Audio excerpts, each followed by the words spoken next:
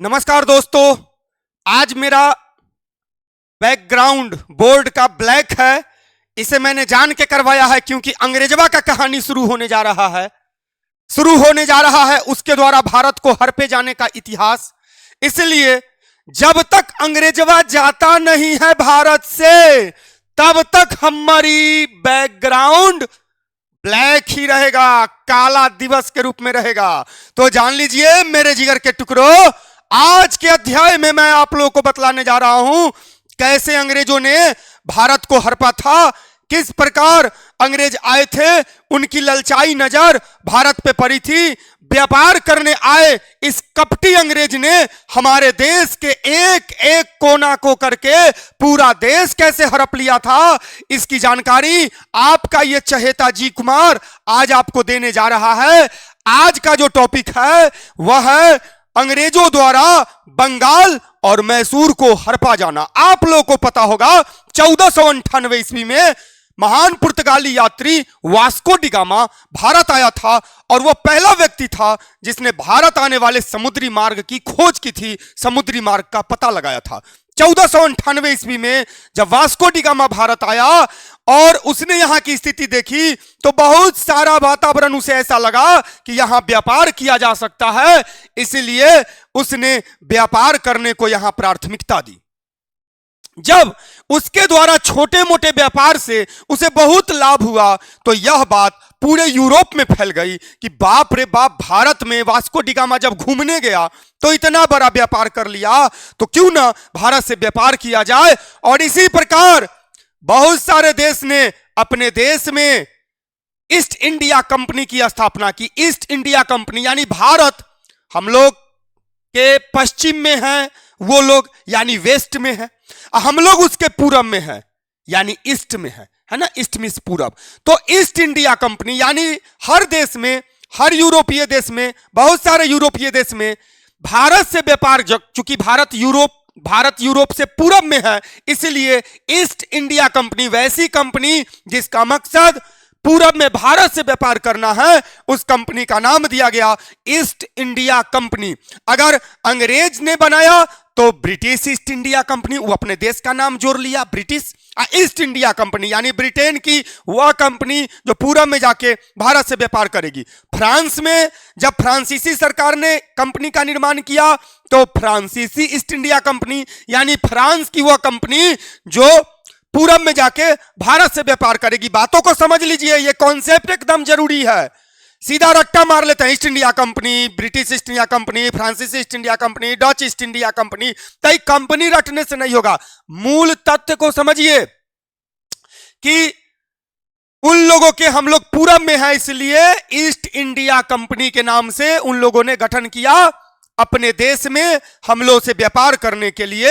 जो व्यापारिक कंपनी थी ईस्ट इंडिया कंपनी के नाम से, चूंकि उसका भी कंपनी का नाम जोड़ना था इसलिए British East India company. France की कंपनी है तो फ्रांसीसी ईस्ट इंडिया कंपनी, है ना। तो इसी पुर्तगाल की कंपनी है तो पुर्तगाली ईस्ट इंडिया कंपनी। तो इस प्रकार पश्चिमी लोगों ने यानी पश्चिमी देशों ने पूरब में भारत से व्यापार करने के लिए बहुत सारी कंपनियों का निर्माण किया। सबसे पहले पुर्तगाली आए 1498 में, व्यापार की शुरुआत वहां से हुई। तो पुर्तगाली ईस्ट इंडिया कंपनी 1498 में, इसके बाद ब्रिटिश ईस्ट इंडिया कंपनी 1600 ईस्वी में, इसके बाद डच ईस्ट इंडिया कंपनी 1602 ईस्वी में, इसके बाद फ्रांसीसी ईस्ट इंडिया कंपनी 1664 ईस्वी में।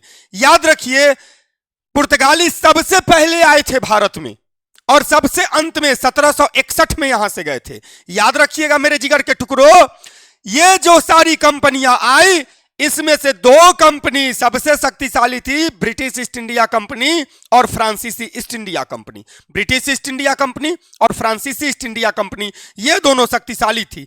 इन्होंने काफी कूटनीतिक दिमाग के द्वारा पहले छोटे छोटे देशों के ईस्ट इंडिया कंपनी को यहां से रफू चक्कर कर दिया, भगा दिया और अंत में जम गई यही दोनों company, British East India company और फ्रांसीसी ईस्ट इंडिया कंपनी। लेकिन इन दोनों में भी झगड़ा हुआ और अंततः सबसे अंत में फ्रांसीसी ईस्ट इंडिया कंपनी को भी भारत से खदेड़ कर ब्रिटिश ईस्ट इंडिया कंपनी इस देश में जम गई थी। और 1600 ईस्वी में वहां की महारानी ने 15 वर्षों के लिए ब्रिटिश ईस्ट इंडिया कंपनी को भारत में व्यापार करने का अधिकार दे दिया और इस प्रकार सूरत में सबसे पहली फैक्ट्री खोली गई अंग्रेजों द्वारा। दक्षिण भारत में मछलीपट्टनम में खोली गई। इसके बाद पूर्वी भारत में बालासोर जो उड़ीसा में पड़ता है वहां फैक्ट्री खोली गई अंग्रेजों द्वारा। मद्रास का किला का निर्माण करवाया गया। कहने का तात्पर्य यह है कि अंग्रेजों ने एक ऐसा वातावरण यहां तैयार कर दिया, भारत में ऐसा वातावरण तैयार कर दिया कि उसको रोकना लगभग नामुमकिन सा हो गया था। और चूंकि मुगल सत्ता पतन की ओर था, तो उस पतन की ओर होने वाले सत्ता में इतना दम कहां होता है शक्तिशाली लोगों को रोकना।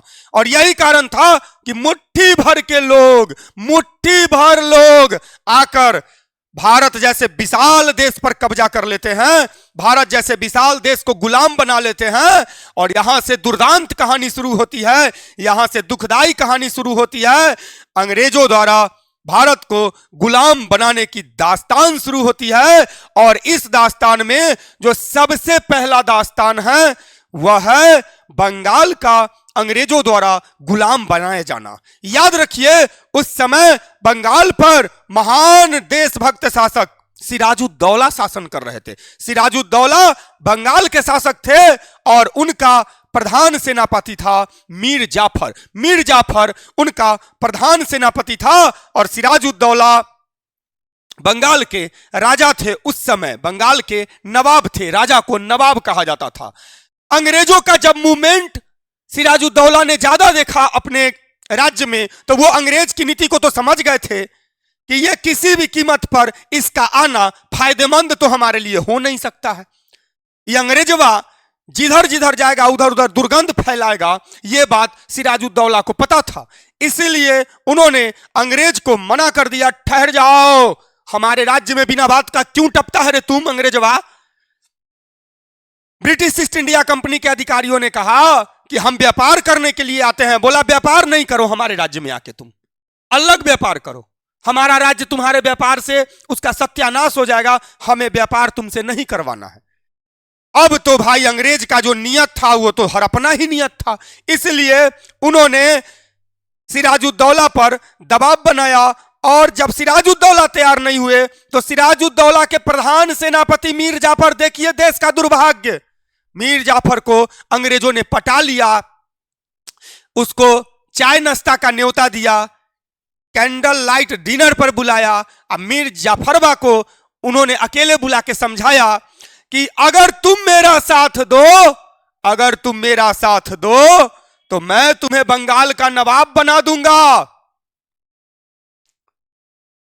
मीर जाफर ने बोला क्या ये संभव है? बोला क्यों नहीं संभव है, अंग्रेज के लिए सब संभव है। इसलिए मीर जाफर को उन्होंने पट्टी पढ़ाकर अपने पक्ष में मिला लिया। अब मीर जाफर, गद्दार मीर जाफर, देशद्रोही मीर जाफर, इस बेहुदा के चक्कर में भारत में राज्यों के गुलामी की शुरुआत हो गई।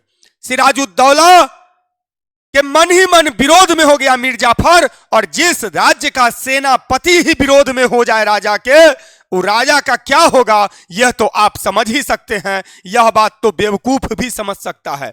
याद रखिए, मीर जाफर का कलंकित इतिहास सुनिए जी कुमार की जुबानी।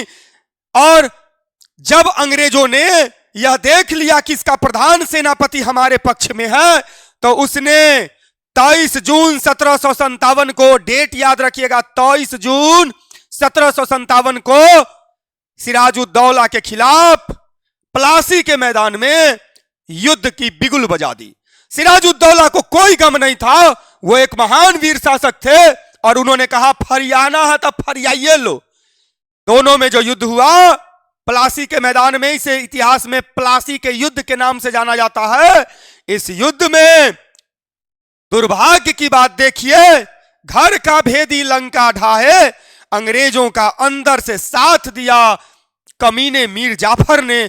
और इस प्रकार सिराजुद्दौला की युद्ध में हार हो गई, क्योंकि सेनापति जब विरोध में हो जाए तो सेना तो सेनापति के अधीन होता है ना। तो इस प्रकार सिराजुद्दौला जैसे महान राजा की हार हो गई और उन्हें बड़ी ही निर्दयता से मार दिया गया युद्ध भूमि में, और मीर जाफर को बना दिया गया बंगाल का नवाब। देश का इतिहास देखिए, अपने देश में कौन कौन कालिक पोता है, उन भ्रष्ट लोगों की कहानी सुनिए, जी कुमार की जुबानी सुनिए, जान लीजिए। मीर जाफरवा को राजा बना दिया गया, मीर जाफर को।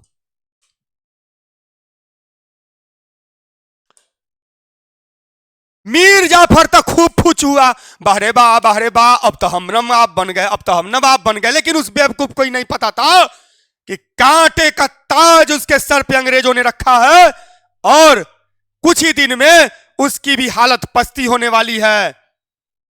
मेरे जिगर के टुकड़ों, याद रखिएगा, मीर जाफर से इतना टैक्स मांगती थी अंग्रेज सरकार, इतना टैक्स मांगती थी, जिसका 1/4 टैक्स भी वसूल नहीं पाता था अपने जनता से मीर जाफर को जल्द ही यह एहसास हो गया कि अंग्रेजवा का साथ देकर उसने अपने महान राजा सिराजुद्दौला के साथ जो गद्दारी की है, उसके लिए अल्लाह भगवान गॉड उसे कभी माफ नहीं करेगा। लेकिन कहावत है, अब पछताए के होत क्या, जब चिड़िया चुग गई खेत।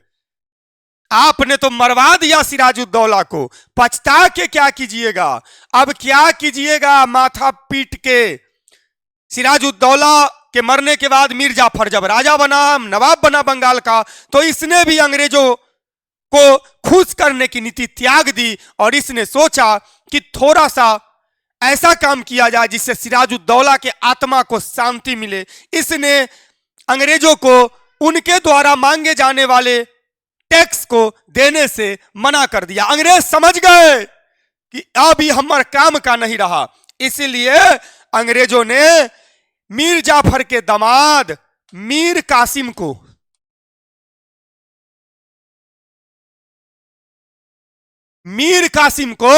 कैंडल लाइट डिनर पर बुला लिया। समझ रहे हैं ना, कैंडल लाइट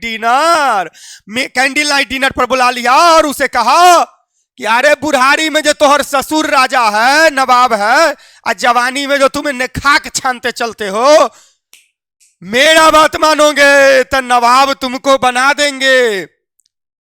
मीर कासिम समझ गया कि अरे बाप रे बाप, ये तो हमर ससुर से मिलकर सिराजुद्दौला का सर्वनाश किया, अब हमारा पोट रहा है हमर ससुर के सर्वनाश करने का, तो हमरो केनू न केनू गोटी फीटे कर देगा। लेकिन चूंकि सत्ता किसे प्यारा नहीं होता है, इसलिए मीर कासिम ने कहा कि हुजूर, मुझे आपकी बात मंजूर है और मुझे बंगाल का नवाब बना दीजिए। याद रखिए, अंग्रेजों ने मीर जाफर को हटा दिया और मीर कासिम को बंगाल का नवाब बना दिया। बेचारा मीर जाफर सोचा, भल्ले माथा से हमारा पिंडोग हटा है, अपना मीर कासिम्मा समझेगा, अपना दमदवा समझेगा, मेहमनमा समझेगा कि इसका क्या होगा, है ना। अब मीर कासिम जब बंगाल का नवाब हो गया, तो अंग्रेजों से बड़का भटिया रहा था, ये मने मने समझ गया कि अंग्रेजवा सिराजुद्दौला को मरवाया मीर जाफर से मिलके, मीर जाफर को बर्बाद किया हमरा से मिलके, तो हमरो केनहू न केनहू तो गोटी फिट करबे करेगा।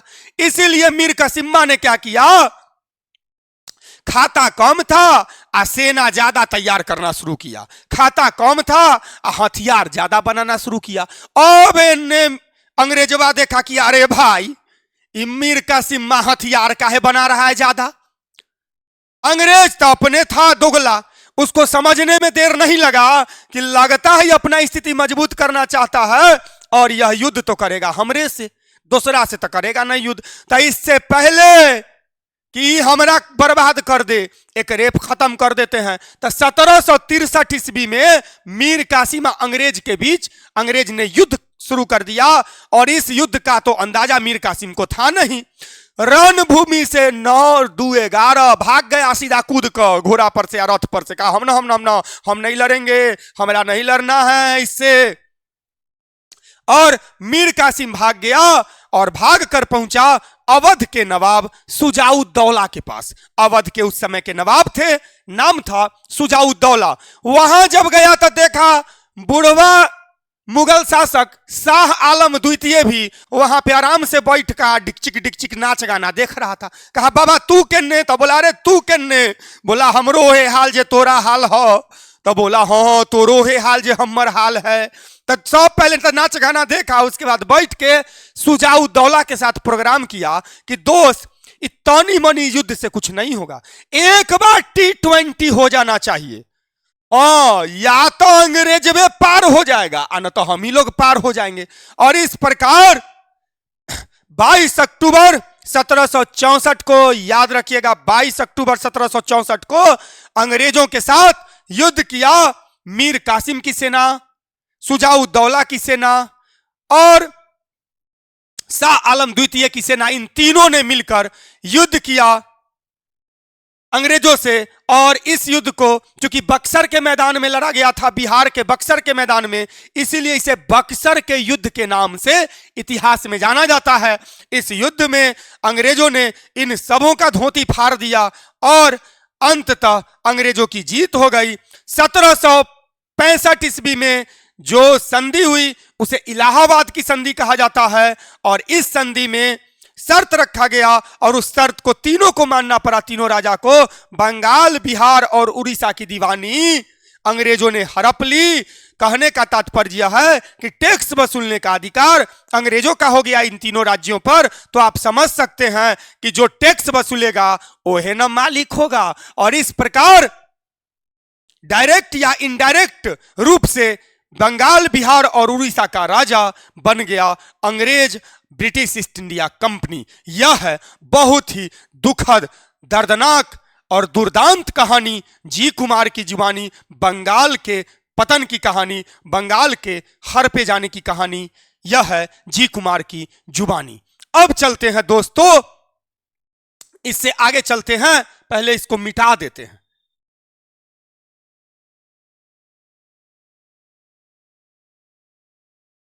इससे आगे चलते हैं तो बंगाल को हड़प लेने के बाद अंग्रेजों का मनोबल 7वें आसमान पे चला गया और इसे पता चल गया था कि किसी भी कीमत पर अब हम किसी भी राज्य को हड़प सकते हैं। इसने इतने दिन में देख लिया था कि भारत का राजा, छोटा छोटा राज्य का राजा एक दूसरे से लड़ता है, अपने में ही लड़ कट के मरने को तैयार है और एक तरह से भारत बेसहारा हो गया है और इस बेसहारा स्थिति का फायदा हम उठा सकते हैं। इसीलिए अंग्रेजों ने फूट डालो और राज करो की नीति को प्रोत्साहन दिया और भारत के एक एक राज्य को हड़पना शुरू कर दिया।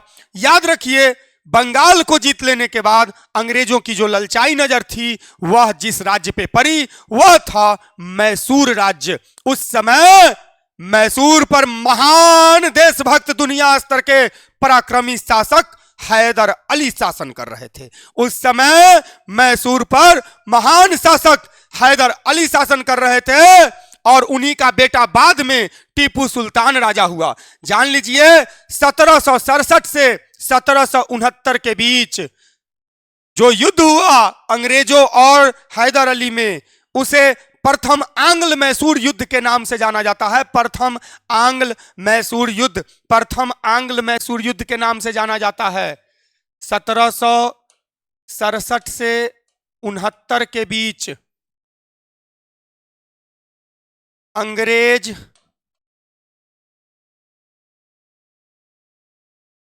और हैदर अली के बीच, इसे कहा जाता है प्रथम आंग्ल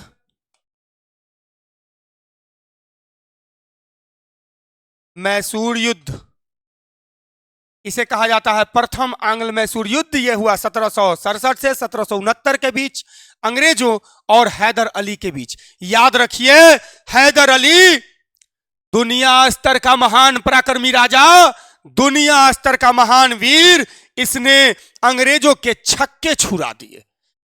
हैदर अली ने इस युद्ध में अंग्रेजों को नाक के चने चबाने के लिए मजबूर कर दिया। इस युद्ध में अंग्रेज की हार हो गई और मद्रास की संधि द्वारा यह युद्ध समाप्त हुआ। मद्रास की संधि हुई, मद्रास की संधि।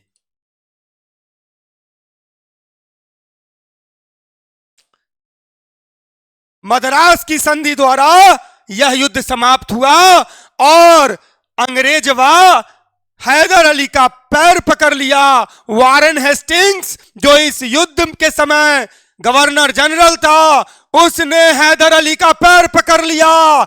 हैदर अली के सेना के सामने नतमस्तक हो गया और हमारे हैदर अली ने उन्हें क्षमा कर दिया। यही भारतीयों की सबसे बड़ी समस्या है कि इनके अंदर दया होती है और भारतीय चूंकि दोगला नहीं होते हैं अंग्रेजों की तरह, इसीलिए हैदर अली ने क्षमा कर दिया। और क्षमा कर देने के बाद, यह हैदर अली की बहुत बड़ी गलती थी मेरे जिगर के टुकड़ों, यह हैदर अली की बहुत बड़ी गलती थी। मद्रास की संधि हुई, हैदर अली ने क्षमा कर दिया अंग्रेजों को, और अंग्रेज तो समझ रहे हैं ना, दोगला थे, तो उनको थोड़े इस बात का गम था कि वो हार गए हैं और पैर पकड़ना पड़ा है। वे समझ गए कि अभी हैदर अली की स्थिति बहुत मजबूत है और इस कारण से हम इनसे नहीं जीत सकते हैं। और इस प्रकार प्रथम आंग्ल मैसूर युद्ध में जीतकर हैदर अली ने भारतीयों को गौरवान्वित किया। इनकी एक केवल यही गलती थी कि लाते लाते मार के अंग्रेजवा के देश से नहीं निकाले, नहीं तो हमारा देश गुलामी के जंजीर में नहीं जकड़ता। अगर इन्होंने मार के भगा दिया होता अंग्रेजों को, तो हमारा देश किसी कीमत में अंग्रेजों के गुलामी तले रौंदा नहीं जाता। इसलिए इनकी एक दया ने बहुत बड़ा भारी विपदा का काम कर दिया पूरे भारतवर्ष के लिए, पूरे भारतवर्ष के नागरिकों के लिए। मेरे जिगर के टुकड़ों, हैदर अली की एक दया ने पूरे भारतवर्ष को गुलाम बना दिया। लेकिन ये नहीं जानते थे कि हालात ऐसे बदतर हो जाएंगे, नहीं तो ये किसी कीमत पे अंग्रेजों को क्षमा नहीं करते।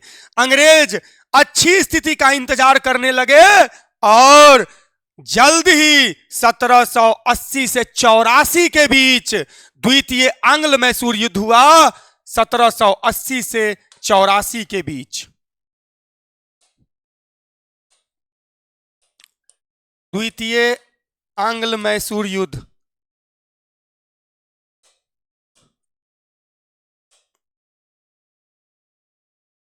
यह हुआ था 1780 से 1784 के बीच। हैदर अली ने यह सोच लिया था कि इस बार तोरा लाते मुक्के नहीं खानेंगे, इस बार तुमको भगाएंगे भारत से। हैदर अली को आभास हो गया था कि अगर अंग्रेजवा को हम उसी समय भगा दिए रहते मद्रास की संधि द्वारा ही, तो किसी भी कीमत में हमारे ऊपर ये दोबारा हमला करने का हिम्मत नहीं करता। लेकिन इस बार हैदर अली बिल्कुल सतर्क थे और उन्होंने यह ठान लिया था कि जैसे ही इस युद्ध में जीतूंगा, जैसे ही इस युद्ध में जीत जाऊंगा, वैसे ही भगा दूंगा, मार के भगा दूंगा अंग्रेजों को। लेकिन दुर्भाग्य की बात यह रही कि युद्ध जब अंतिम पड़ाव पे आया, द्वितीय आंग्ल मैसूर युद्ध जब अंतिम पड़ाव पे आ गया, तो द्वितीय आंग्ल मैसूर युद्ध जब लगभग जीतने के कगार पे आ गया, इस युद्ध में भी अंग्रेजों का हाल खराब कर दिया था हैदर अली ने। लेकिन इस देश का दुर्भाग्य देखिए कि दुर्भाग्य से एक तीर कहीं से आया और हैदर अली के सीने में जाके धंस गया। अब जरा सोचिए कि वह तीर किसने चलाया होगा, यह सोचिए कि वह तीर किसने चलाया होगा।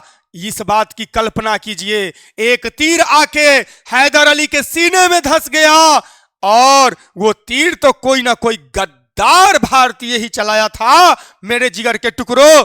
और हैदर अली के सीने में जो वो तीर धंसा, चूंकि नजदीक से कोई मार दिया था तीर, उन्हीं के सेना का कोई गद्दार जो अंग्रेज से मिला हुआ था। हैदर अली बुरी तरह घायल हो गए और दुर्भाग्य की बात यह है कि इस महान पराक्रमी, महान वीर, महान देशभक्त शासन की मृत्यु हो गई। 1782 में यह कांड हुआ।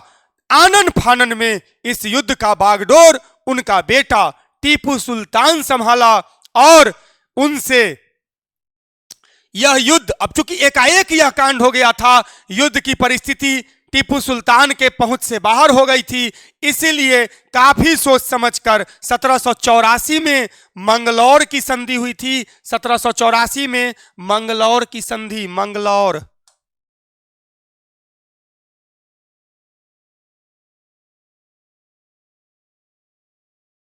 1784 में मंगलौर की संधि हुई थी और इस संधि के तहत दोनों ने समझौता कर लिया। उसको हटाइए, दोनों ने समझौता कर लिया और इस संधि के तहत दोनों ने एक दूसरे के जीते हुए क्षेत्र एक दूसरे को वापस लौटा दिया। यही था द्वितीय आंग्ल मैसूर युद्ध 1780 से 1784 के बीच, जो मंगलौर की संधि के द्वारा समाप्त हुआ और इस संधि के द्वारा द्वितीय आंग्ल मैसूर युद्ध समाप्त हो गया। और इस प्रकार दोनों ने एक दूसरे का जीता हुआ क्षेत्र एक दूसरे को लौटा दिया और इस प्रकार फिर से एक नए वातावरण का उदय हुआ। आगे चलते हैं। अंग्रेजों को बराबरी मौजूद नहीं था, पहले इसको मिटा देते हैं मेरे जिगर के टुकड़ों। अंग्रेजों को बराबरी मंजूर नहीं था।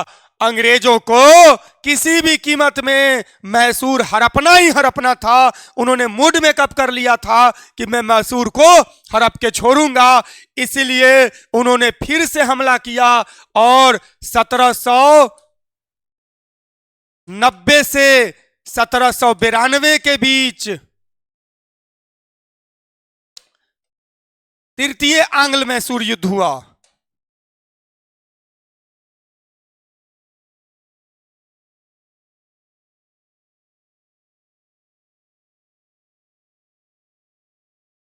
हाँ, एक जानकारी देनी थी आप लोग को मेरे जिगर के टुकड़ों।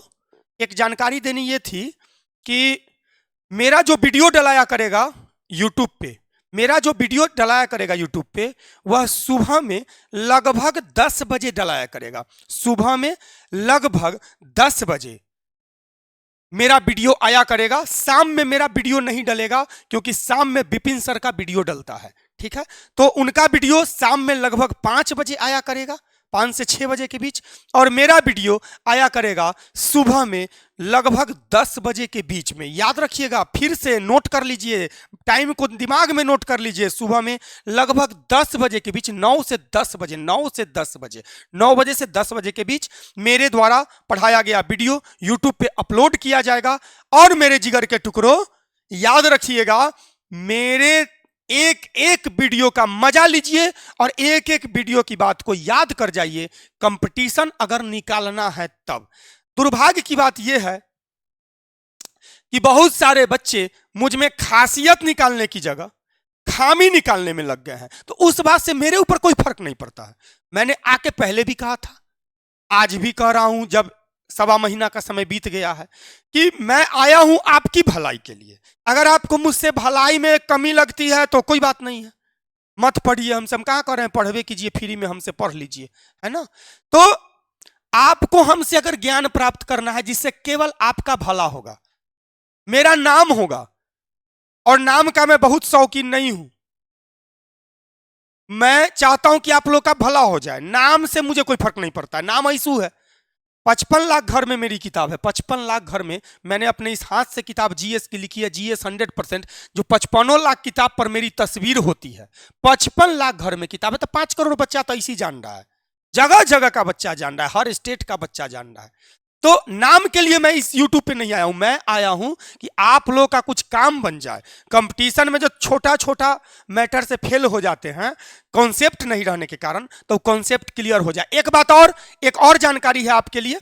मेरा तो वीडियो आएगा ही सुबह 10 बजे, 9 से 10 बजे के बीच में अपलोड हो जाया करेगा। इसके अलावा मैंने मंगलवार से एक बैच दिया है सोशल साइंस का। उस बैच को भी आप ज्वाइन कर लीजिए, मात्र 99 रुपया में। पहले मैं ज्योग्राफी पढ़ाऊंगा, फिर इकोनॉमिक्स, फिर पॉलिटी और फिर हिस्ट्री। पहले ज्योग्राफी, फिर इकोनॉमिक्स, फिर पॉलिटी, फिर हिस्ट्री। तो इससे क्या होगा, आपको रिवर्स गियर में आके तुरंत आपका कोर्स कंप्लीट हो जाएगा, है ना। तो साइंस का बैच जो ज्वाइन नहीं किए हैं वो साइंस कल से मैंने स्टार्ट कर दिया है, सुबह 10 से 11 साइंस चलता है मेरा। और सोशल साइंस जो है वो आपको चलेगा मंगलवार से। मैं आपको टाइम का नोटिस कर दूंगा कि मंगलवार को किस टाइम में चलेगा। ज्यादा चांस है सुबह 9 बजे से 10 बजे के बीच में शुरू करेंगे, ठीक है। तो जिस प्रकार लगभग 9,000 बच्चे साइंस में आके एडमिशन लिए हैं, मैं चाहता हूं लगभग 10 करोड़ बच्चे एडमिशन ले सोशल साइंस में आके। आप लोगों को फायदा मिलेगा तो जरूर आके पढ़िए। 99 रुपया में सोशल साइंस का बैच मंगलवार से 72 घंटे का मैंने ऑफर दिया है 99 रुपया का। वो आप धुरीना ऐप पे जाइए और वहां से मेरा और विपिन सर का जो फोटो लगा हुआ है उस फोटो को देख के और वहां से आप कोर्स परचेज कर सकते हैं। ऑफर 72 घंटा का है, जिसमें से लगभग 24 घंटा आपका निकल चुका है, 48 घंटा है। 72 घंटा के अंदर आप जाके और कोर्स को ज्वाइन कर लीजिए धुरीना ऐप पे, सोशल साइंस का कोर्स। ये सारे कंपटीशन के लिए आपको ज्योग्राफी और इकोनॉमिक्स और पॉलिटी और हिस्ट्री का क्लास रहेगा। चलते हैं तृतीय आंग्ल मैसूर युद्ध। ये जो हुआ तृतीय आंग्ल मैसूर युद्ध 1790 से 1792 के बीच हुआ। हाँ, याद रखिएगा द्वितीय आंग्ल मैसूर युद्ध के समय भी वारेन हेस्टिंग्स ही गवर्नर जनरल था, यानी युद्ध का नेतृत्व करता द्वितीय आंग्ल मैसूर युद्ध के समय भी वारेन हेस्टिंग्स ही था। चलते हैं तृतीय आंग्ल मैसूर युद्ध में टीपू सुल्तान की टक्कर अंग्रेज से हुई। टीपू सुल्तान और अंग्रेज के बीच घमासान युद्ध हुआ 1790 से 1792 के बीच में। इसे इतिहास में तृतीय आंग्ल मैसूर युद्ध के नाम से जाना जाता है। इस समय कॉर्नवालिस, लॉर्ड कॉर्नवालिस तृतीय आंग्ल मैसूर युद्ध का एक प्रकार से क्या कहा जा सकता है, उन्हीं के नेतृत्व में यह युद्ध लड़ा जा रहा था। वही गवर्नर जनरल थे भारत के। तो जान लीजिए तृतीय आंग्ल मैसूर युद्ध जो हुआ टीपू सुल्तान और अंग्रेजों के बीच, जिस समय भारत के गवर्नर जनरल कॉर्नवालिस थे, लॉर्ड कॉर्नवालिस थे। इस युद्ध में दुर्भाग्य से टीपू सुल्तान की पराजय हो गई। चूंकि टीपू सुल्तान की पराजय इसलिए हो गई क्योंकि यहाँ के बहुत सारे ऐसे छोटे मोटे राजा थे जिन्होंने अंग्रेजों का ही साथ देना शुरू कर दिया, और इस प्रकार टीपू सुल्तान महान पराक्रमी होते हुए भी तृतीय आंग्ल मैसूर युद्ध में हार गए थे। याद रखिए इस युद्ध में जो हार हुई, इसके बाद एक संधि हुई जिसे श्रीरंगपट्टनम की संधि के नाम से जाना जाता है। श्रीरंगपट्टनम की संधि, श्रीरंगपट्टनम।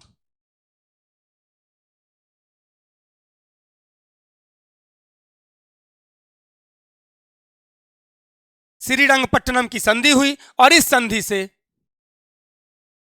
से युद्ध की समाप्ति हुई। यह संधि अंग्रेजों की शर्त पे हुई थी दुर्भाग्य से, और मैसूर का बहुत बड़ा हिस्सा अंग्रेजों को टीपू सुल्तान द्वारा दे दिया गया। यह दुर्भाग्य की बात थी, यह बहुत ही लज्जा की बात थी, यह बहुत ही शर्म की बात थी। लेकिन इसके बावजूद टीपू सुल्तान जैसे महान पराक्रमी योद्धा और राजा पर शक करना गलत होगा।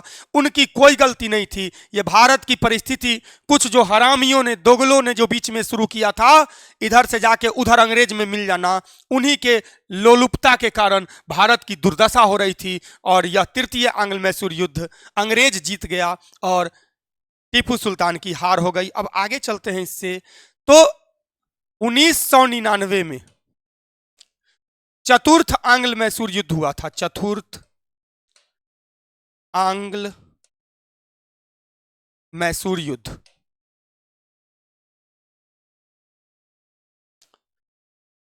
यह युद्ध टीपू सुल्तान और अंग्रेजों के बीच हुआ था 4 मई 1799 को। 4 मई, माफ कीजिएगा 1799 है, सॉरी, ये 1999। आप 19, इतना तो आप लोग भी समझ सकते हैं कि 1999 कैसे होगा।